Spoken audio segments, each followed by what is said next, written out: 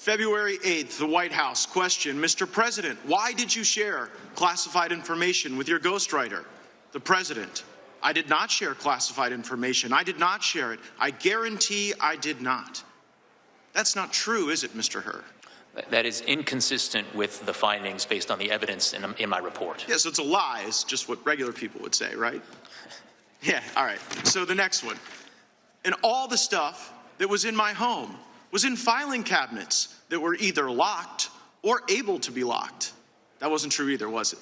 That was inconsistent with the findings of our investigation. Another lie, people might say, right? Because what you put in your report was among the places Mr. Biden's lawyers found classified documents in the garage was a damaged open box. So here's what I'm understanding, right? As Mr. Armstrong laid out, you find in your report that the elements of a federal criminal violation are met. But then you apply this senile cooperator theory that because Joe Biden cooperated and the elevator doesn't go to the top floor, you don't think you get a conviction. And I actually think you get to the right answer in that. I don't think Biden should have been charged. Don't think Trump should have been charged. But under the senile cooperator theory, isn't it frustrating that Biden continues to go out and lie about the basic facts of the report that lay out a federal criminal violation? Congressman, I need to disagree with at least one thing that you said, which is that I found that all of the elements were met.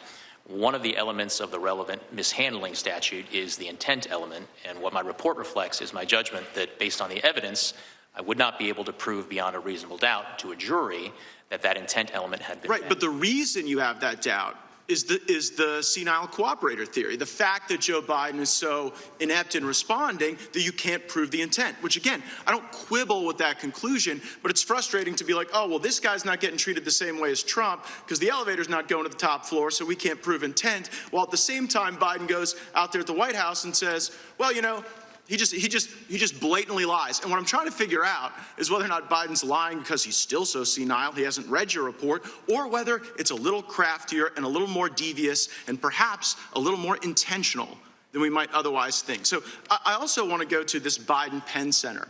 Like, did it give concern to you that the Biden Penn Center, where all this classified stuff was being mishandled, was being floated by foreign governments? Congressman, we were concerned with getting to the bottom of all of the classified documents that were recovered during the course of our... Yeah, but what bothers me is that the money that was paying for the place where the documents were being inappropriately held, it was the Chinese and it was other foreign countries. Did that play into your analysis? Did you look into the $1 billion in foreign funding sources at the Biden Center at UPenn, for example? Congressman, we conducted a thorough, impartial, and fair investigation, and we were very, very concerned with getting to the bottom of all the relevant questions relating to the recovered documents. Did you look into the fact that the Chinese were floating the place where this guy was keeping the documents unsecure?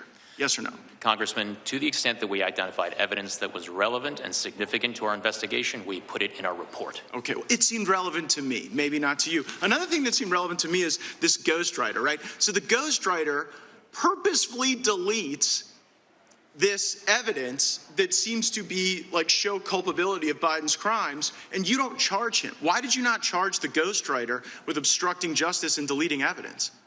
Well, for a number of reasons that are laid out in the report, but in brief, Congressman, yes, when we interviewed the ghostwriter, he did tell us, and I'm trying to get the exact language, that one of the things on his mind, one of the things he was aware of, was that I had been appointed special counsel and was conducting an investigation. Right, so he didn't, just so everybody knows, the ghostwriter didn't delete the recordings just as a matter of happenstance. Ghostwriter has recordings of Biden making admissions of crimes. He then learns that you've been appointed. He then deletes the information that is the evidence, and you don't charge him. That is reflected in the report, and one of the reasons... What does somebody have to do to get charged with obstruction of justice by you? If deleting the evidence of crimes doesn't count, what would meet the standard? So, Congressman, as we state in the relevant chapter of the report, one of the things that Mr. Zwanitzer did not delete was transcripts of the recordings that he had created that included inculpatory evidence relating to Mr. Biden. Oh, so if you destroy some evidence but not other evidence, that somehow absolves you of the evidence you destroy? Here's what I see. Zwaniger should have been charged, wasn't. Biden and Trump should have been treated equally. They weren't. And that is the double standard that I think a lot of Americans are concerned about. I see my time's expired. I yield back.